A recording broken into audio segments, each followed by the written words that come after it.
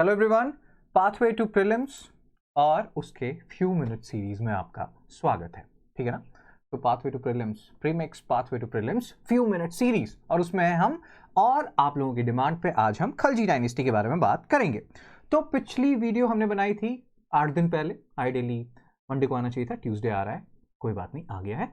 और खलजी डायनेस्टी में आज हम बातें करेंगे जहां से हमने छोड़ा था चीज़ों को, और यहाँ पे ना कुछ इंपॉर्टेंट बातें देखेंगे। मैप को देख लीजिएगा अच्छे से। अगर आप मामलुक डायनेस्टी को देखें, कायकाबाद, कायूमार, इनको मार दिया है आपके जलालुद्दीन खलजी ने, और उसके बारे में हमने बातें की थी कि बर्नी कहते हैं चींटी भी नहीं मार सकते, लेकिन इनको इन लोगों को मारना पड़ा। 70 साल की उस टाइम उनकी एज थी, बूढ़े हो गए थे वो, और उनके एक दामाद जी थे अलाउद्दीन खिलजी, उस दामाद जी की भी बात करेंगे। ठीक है।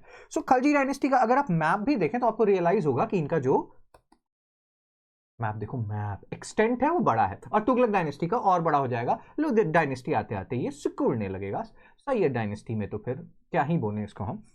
सो द पॉइंट हियर इज कि इन दोनों के बीच में सैयद डायनेस्टी था, ये हमने डिस्कस किया था, और ये गजब बेइज्जती है यार, ये भी हमने डिस्कस कर लिया था। Let's focus on the map right now कि खलजी डायनेस्टी की अगर हम बात करें, जलालुद्दीन खलजी, फिर उसके बाद आएंगे उनके दामाद जी अलाउद्दीन खलजी। कहते हैं कि 70 साल के एज के थे, सबको साथ लेके चल रहे थे, सबका साथ सबका विकास में वो बिलीव करते थे। खलजी डायनेस्टी के साथ एक टर्म दिया जाता है, उसको बोलते हैं खलजी रिवॉल्यूशन। अब खलजी रिवॉल्यूशन को खलजी रिवॉल्यूशन क्यों कहा जाता है? क्योंकि इसमें ये कहा जाता है कि पहले क्या था मामलुक डायनेस्टी में। पिछले लेक्चर में हमने क्या डिस्कस किया था कि मामलुक डायनेस्टी में सिर्फ टर्कों का विकास होता था, टर्किश लोगों का विकास होता था, लेकिन अब क्या होगा? सबका साथ सबका विकास, सबका विश्वास और सबका प्रयास होगा। पहले हम लोग जब थे बच्चे नहीं, मतलब पहले तो मेरे को इतना ही पता था सबका साथ सबका विकास, अब इतना सारा बढ़ने लगता है तो आप भी अरशद वाशी की तरह बाल नोचने लगेंगे, क्योंकि जब इस तरह की चीजें आती हैं, ज्यादा स्कीम्स आते हैं, तो यूपीएससी एस्पिरेंट्स का दिमाग खराब होने लगता है कि ओ माय गॉड एक और स्कीम, ये तो मैं हरगिज नहीं पढ़ूंगा, जैसे कि राजपाल यादव कहते हैं। ठीक है, focus here. So the point here is कि खलजी डायनेस्टी रिवॉल्यूशन क्यों माना जाता है? क्योंकि अब सिर्फ नॉन टर्क ही नहीं, सिर्फ टर्क ही नहीं, रादर नॉन टर्क भी हायर पोस्ट पे जाएंगे, तो इसीलिए इसको खलजी रिवॉल्यूशन माना जाता था। अब जो खलजी लोग हैं ना, इनको हम टर्को अफगान कहते हैं। ध्यान से सुनिए, एक एक वर्ड में क्वेश्चन छिपा है। लास्ट में मैं आपको 2 क्वेश्चन दूंगा और आप मेरे को बताइएगा आपके कितने क्वेश्चन सही हुए हैं कमेंट सेक्शन में, और तुगलक डायनेस्टी के बाद चाहिए तो वो भी कमेंट सेक्शन में, आपके ऊपर डिपेंड करता है सब कुछ। सो द पॉइंट हियर इज, ये टर्को अफगान है। टर्को अफगान का क्या मतलब होता है कि ये लोग हैं टर्किश, ठीक है ना, but the point here is ये टर्किश हैं लेकिन अफगानिस्तान में बस गए थे। गिलगिट एक रीजन है, तो मतलब इसीलिए इनका नाम, मतलब हम देखेंगे क्यों खलजी डायनेस्टी इनको कहते हैं।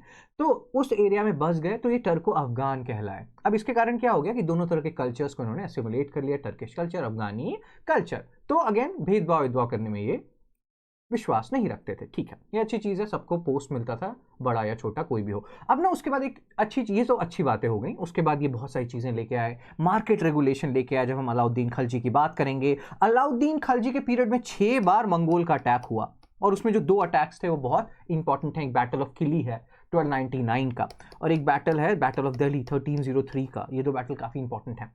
तो और यहाँ पे देखोगे रैनसैकिंग होगी, क्या होगा, 6 अटैक्स हुए हैं, 6 के 6 अटैक्स में एक तरह से आप कह सकते हैं कि मोर और लेस हम जीते हैं। 1299 और 1303 का जो अटैक है उसके बारे में थोड़ी हम बातें करेंगे। वहां पे मंगोल्स ने थोड़ी बहुत रैनसैकिंग कर दी और फिर उनको वापस जाना पड़ा, स्पेशली 1303 का जो बैटल ऑफ दिल्ली है। ठीक है, सो the point here is in सब अटैक से हमें बचना है। मंगोल्स का अगर 6 बार अटैक हो रहा है तो इसके लिए आप क्या करना होगा? आपको अपनी आर्मी जो है उसको स्ट्रांग करके रखना पड़ेगा। अगर आपको आर्मी स्ट्रांग करना है तो आर्मी को पैसा देना पड़ेगा, होता है ना। आर्मी के जो लोग हैं, या कभी भी अभी भी आर्मी को देखो तो उनको या तो आप प्रेस्टीज दो या पैसे दो या दोनों दो।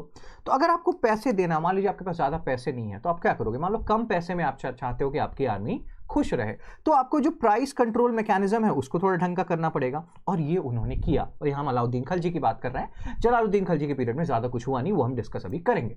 सो प्राइस कंट्रोल मैकेनिज्म के लिए एक कंट्रोलर ऑफ मार्केट बनाते हैं। आपका ना, यहाँ पे हम बात कर रहे हैं अलाउद्दीन खलजी की, उस कंट्रोलर ऑफ मार्केट को कहते हैं शाहनाए मंडी।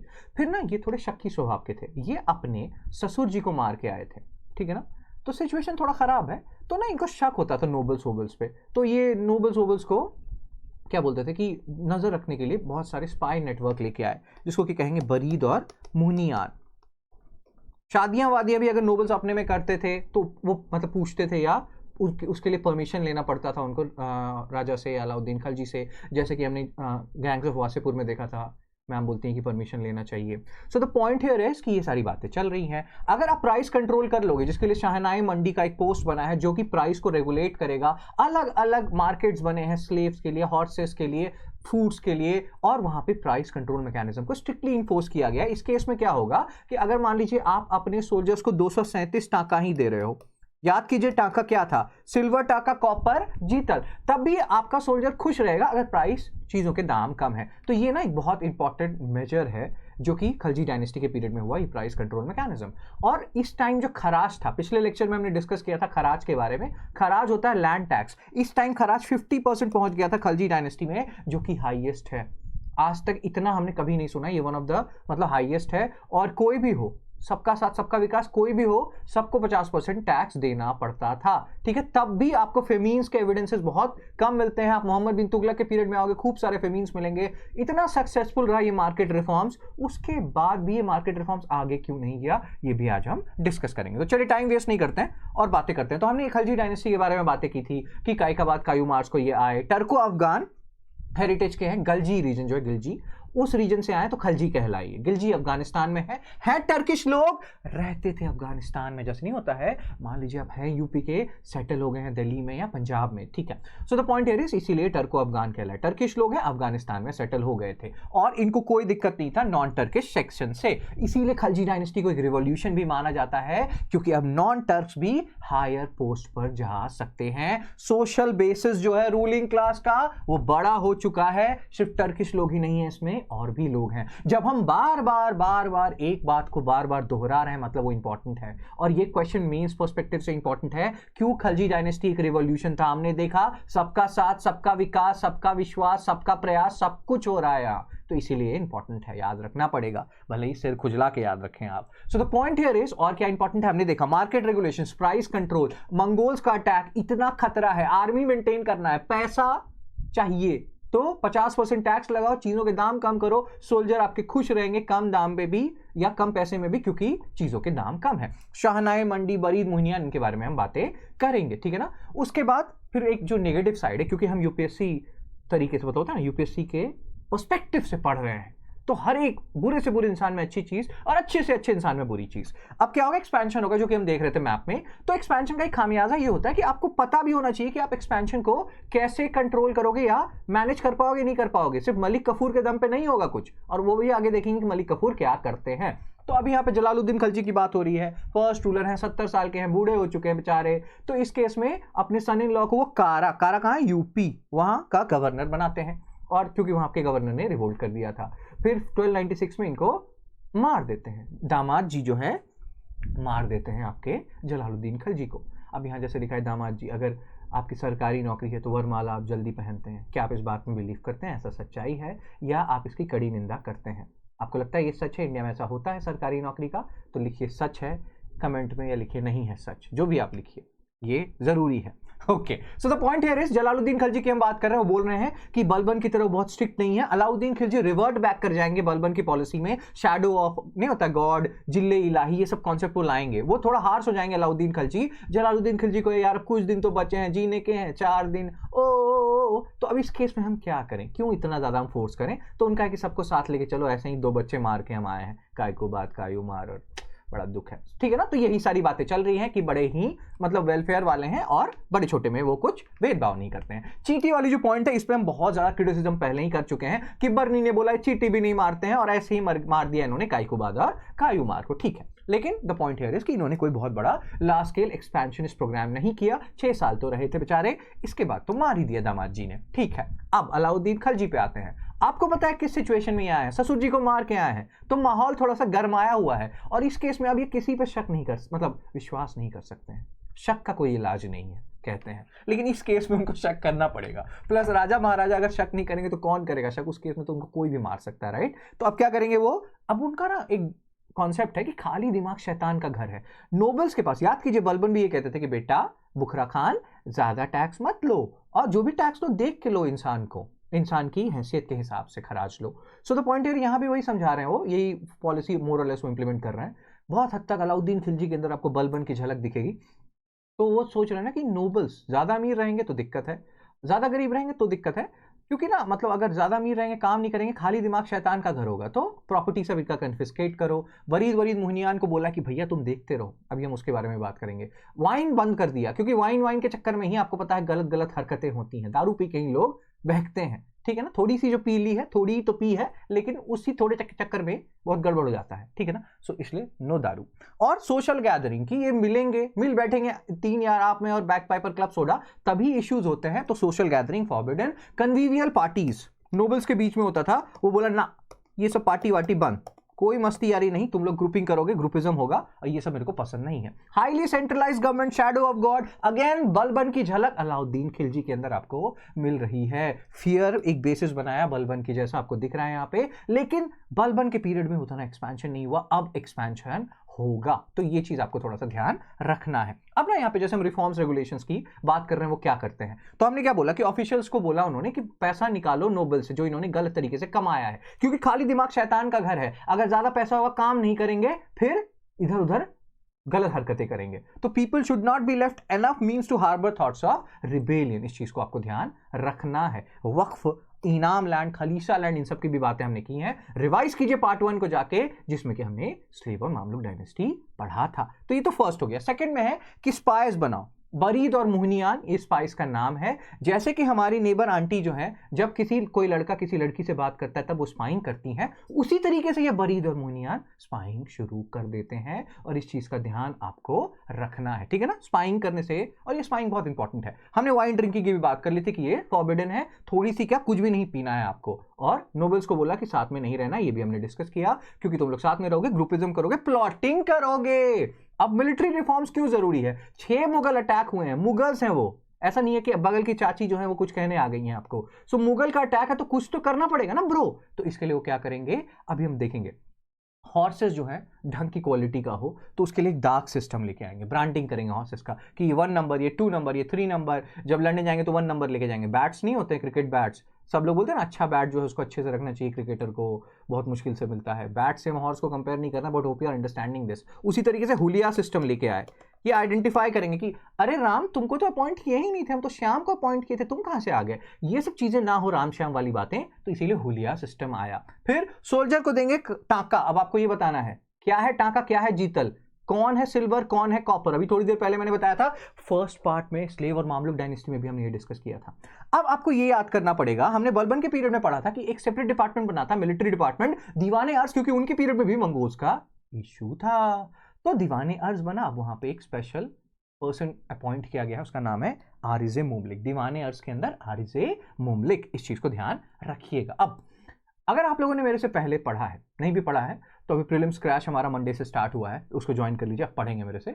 तो उसमें ना हमने गुप्ता पीरियड की बातें की हैं, समुद्रगुप्त की बातें की हैं। जब समुद्रगुप्त की आप बातें करेंगे ना, तो उनका भी ना फेजेस में उन्होंने एक्सपेंशन किया है। पहले जो एरियाज मतलब पाटलिपुत्र के नजदीक थे उसको उन्होंने मतलब कंकर किया, फिर थोड़ा नीचे की तरफ गए, साउथ की तरफ, पल्लवाज में वहां विष्णु गोपा थे, उधर की तरफ गए, ठीक है ना, उनको सुजीरानिटी के लिए बोला। बीच में पहले जो सेंट्रल फॉरेस्ट वाले लोग थे उनको कैप्चर किया, फिर नीचे गए, उनको बोला सुजीरानिटी एक्सेप्ट कर लो। इस स्टेजेस में चीजें हुई हैं समुद्रगुप्त के पीरियड में। सिमिलरली आपको यहाँ पे भी दिखेगा स्टेजेस में हुई हैं। फर्स्ट फेज में जो दिल्ली के नजदीक के रीजन्स हैं उसको अलाउद्दीन खिलजी कैप्चर करेंगे। सेकंड फेज में थोड़ा दूर जाएंगे, उनको बोलेंगे सुजीरानिटी एक्सेप्ट कर लो। थर्ड स्टेज में ऑलमोस्ट लास्ट पीरियड में जो आपके अलाउद्दीन खिलजी उसमें बोलेंगे कि डायरेक्ट एनेक्सेशन होगा इवन साउथ का। तो इसीलिए यहाँ पे जो ऋतिक रोशन है वो बोल रहे हैं कि याद आ रही है मेरे को समुद्रगुप्त की, जब मैं अलाउद्दीन खिलजी के टेरिटोरियल एक्सपेंशन के फेजेस पढ़ रहा हूं।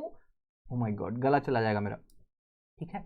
हमने मंगोल्स के बारे में पढ़ा, यहाँ पे बहुत क्वेश्चन बन सकते हैं इस पर्टिकुलर स्लाइड से। कितने अटैक्स हुए, बैटल ऑफ किली कब हुआ, 1299 में 6 अटैक्स जो हुए। थर्ड अटैक था battle of Kili, fourth attack था 1303 वाला बैटल ऑफ दिल्ली। तो फर्स्ट सेकंड जीत गए मस्ती से ये लोग, एकदम ओवर कंप्लेसेंट की, ओ माय गॉड। अब वो बात नहीं है मंगोल्स में। 1227 में आपके चंगेज खान मर गए। अब जो चगताए खानाते करके जो अलग अलग ब्रांचेस हैं इनके, इसमें वो बात नहीं है। लेकिन फिर थर्ड जो हुआ बैटल ऑफ किली, इसमें अब किली भी दिल्ली के बगल में है, वहां थोड़ी रैंसैकिंग हुई। और उसके बाद जो फोर्थ बैटल हुआ 1303 का बैटल ऑफ दिल्ली, उसमें तो खतरनाक रैंसैकिंग की मंगोल्स ने। इन लोगों को जाके छिपना पड़ा, दे बिसीज्ड दिल्ली। उसके बाद इनको जाके छिपना पड़ा। सीरी नाम की एक सिटी इन लोगों ने बनाई थी, अलाउद्दीन खिलजी ने, वहां जाके छिपना पड़ा। और सीज वॉरफेयर नहीं होता है कि बाहर हम वेट करेंगे, तुम किले में कितने दिन तक रहोगे, खाना पीना खाने के लिए खत्म तो होगा कभी खाना, किले के अंदर बाहर निकलना पड़ेगा।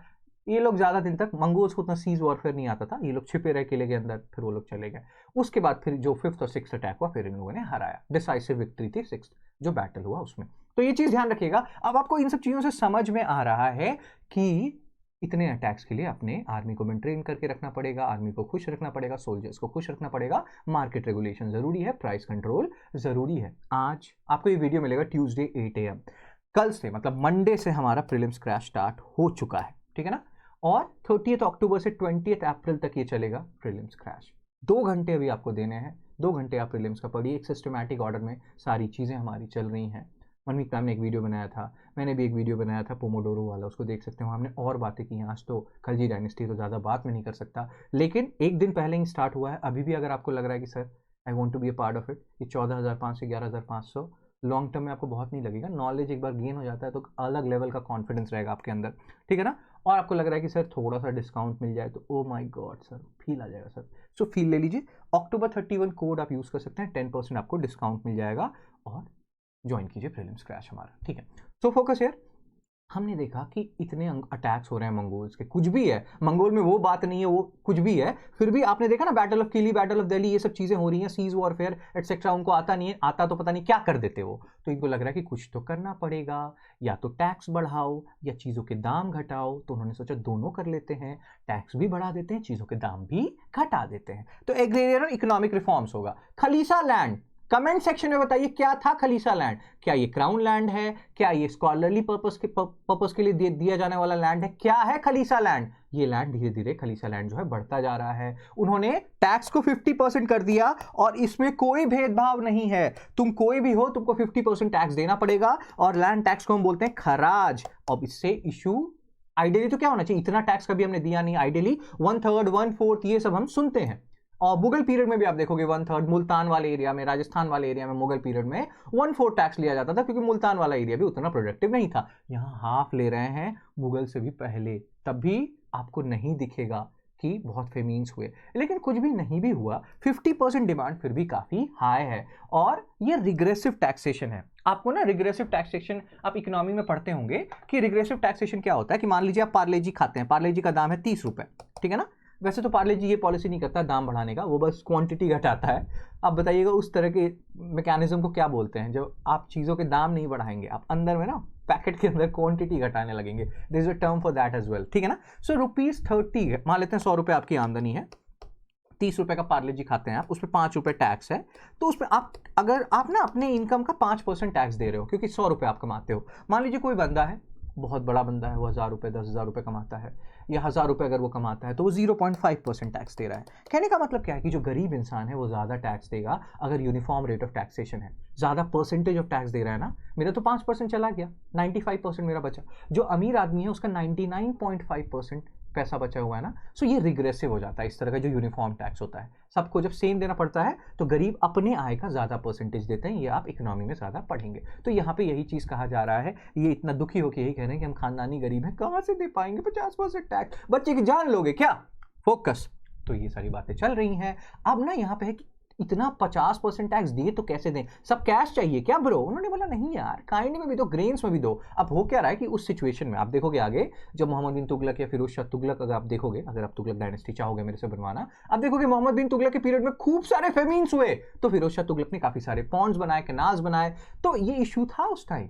तो इन्होंने बोला कि ना ग्रेन्स में भी दे सकते हो आप, ताकि ना फेमीन वेमीन वाले इशू को हम काउंटर कर पाए। और दूसरी चीज क्या होती है कि अगर मेरे पास स्टॉक रहेगा ग्रेन का, तो प्राइस कंट्रोल में भी हेल्प करेगा। कोई ये नहीं कह सकता कि भैया है ही नहीं सामान, इतना ही सामान है, दाम तो बढ़ेगा ही ना, क्योंकि डिमांड सप्लाई भी नाम का भी कोई चीज होता है, कॉन्सेप्ट नाम का भी कोई चीज होता है। तो इन्होंने बोला ग्रेन्स के फॉर्म में भी दे सकते हो, उससे मेरे को ज्यादा ग्रेन रख लूंगा तो फेमीन वेमीन ड्रॉथ फ्रॉथ को मैं काउंटर कर पाऊंगा और प्राइस कंट्रोल में भी हेल्प करेगा। सो दोनों जो मेथड था वो चला यहाँ पे। मार्केट रिफॉर्म्स की अगर हम बात करें अलाउद्दीन खलजी के बारे में, तो हमने क्या बोला, हर अब यहाँ पे ना एक डीमेरिट भी आता है कि यार इतना ही अच्छा था मार्केट रिफॉर्म्स, तो आगे क्यों नहीं चला। तो पॉइंट हियर इज, इसमें ना बहुत सारे पॉइंट हैं। इन्होंने ऑलमोस्ट हर चीज का दाम कंट्रोल करने की कोशिश की, चाहे वो फूड हो, क्लोथ हो, हॉर्सेस हो, कैटल हो, स्लेव हो, you name it, he tried to control it. So the point here is कि ना हर चीज का दाम आप नहीं कंट्रोल कर सकते हो, मतलब उसके लिए ना बहुत स्ट्रांग होना पड़ेगा राजा को, और वो स्ट्रांग थे अलाउद्दीन खिलजी। लेकिन इसमें बहुत सारे दुश्मन बनेंगे आपके,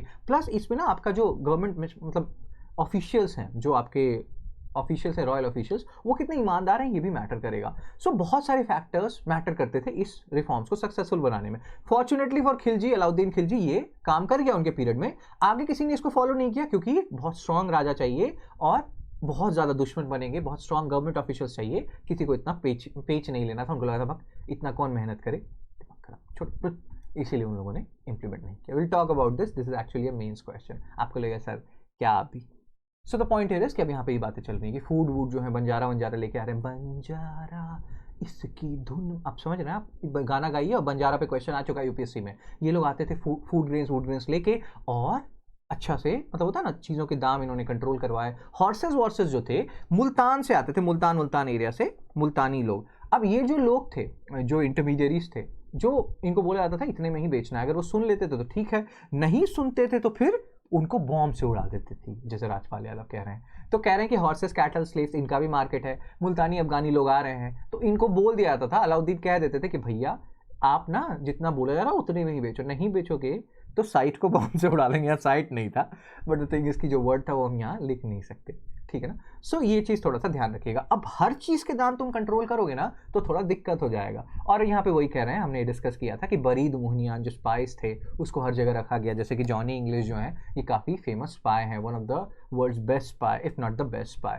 तो यही सारी बातें यहाँ चल रही हैं कि हर तरह का मार्केट है, हर चीज़ को कंट्रोल करने की कोशिश की जा रही है, जो उनके पीरियड में काफ़ी सक्सेसफुल हो गया, लेकिन हर राजा के बस की बात नहीं है। और अब मार्केट जो रिफॉर्म्स है इसका इंपैक्ट क्या होगा? इंपैक्ट यही होगा, चीज़ों के दाम कम रहेंगे, सोल्जर्स के म्यूटनीज कम होंगे, आपको ड्रॉथ फेमीन्स भी नहीं दिखेगा। मतलब ये बहुत वियर्ड है। और लोग, और दिल्ली जो है ना, लोगों को समझ में आ रहा है कि दिल्ली के एरिया के अराउंड चीज़ों के दाम कम है, लोग दिल्ली आने लगे हैं, कल्चरल एक्सचेंज हो रहा है। कारवांस, बंजारास जो हैं ये carrier of exchange of different ideas बन गए। बंजारा लोग हैं और ये ग्रुप में चलते हैं जिसको कहते हैं कारवां। एक मूवी भी है कारवां, इरफान खान की। ज़्यादा मूवी मत देखा कीजिए, पढ़ाई पे ध्यान दीजिए, ठीक है ना। तो यही सारी बातें यहाँ चल रही हैं। स्ट्रेंथ, स्टेबिलिटी मिल रहा है, रादर एडमिनिस्ट्रेशन को एम्प्लॉयमेंट मिल रहा है, लोगों को सबका साथ सबका विकास, और भी दो चीज़ें हैं उसके बाद। अब यहाँ पे वही बातें चल रही है कि रिफॉर्म सक्सेसफुल है। फेमीन्स के आप एग्जांपल्स नहीं देखोगे जो आप बहुत ज़्यादा आप देखोगे मोहम्मद बिन तुगलक के पीरियड में। आर्मी भी खुश है, मंगोल इन्वेजन भी रोका गया, तो फिर आगे क्यों नहीं? तो हमने अभी देखा कि इसके लिए ना देखना होगा कि अगर आपके ऑफिशियल्स करप्ट होंगे तो ये जो दलाल वलाल को आप बॉम्ब से उड़ा देते थे राजपाल यादव की स्टाइल में, वो आप नहीं करोगे, आप उन्हीं से पैसा ले लोगे, नहीं होता करप्शन होगा, तो ये पूरा रिफॉर्म्स फेल हो जाएगा। और बहुत स्ट्रिक्ट पर्सन चाहिए अलाउद्दीन खिलजी जैसा इसको पूरा इंप्लीमेंट करवाने के लिए, और बाकी लोगों ने इतना नहीं किया। प्लस आप ना कुछ स्पेशल चीज़ों के, कुछ इंपॉर्टेंट नेसेसरी चीज़ों के दाम कंट्रोल करते तो चलता, आपने सब चीज़ों के दाम कंट्रोल करना शुरू कर दिया, उससे भी इश्यू हुआ। तो इस चीज़ को आपको ध्यान रखने की ज़रूरत है। अब यहाँ पे अगर हम कल्चरल कॉन्ट्रीब्यूशंस की बात करें, आमिर खुसरो बलबन के पीरियड से एक्टिव हैं, वो आपको वो खिलजी पीरियड में भी दिखेंगे। 1325 में तुगलक पीरियड में आके उनकी डेथ होगी, यहाँ पे हैं वो। आमिर खुसरो के बारे में बताने की जरूरत नहीं है। पिछले लेक्चर में हमने देखा था मैम जो है सितार बजा रही थी, आप लोगों ने वो आंसर भी सही दिया था।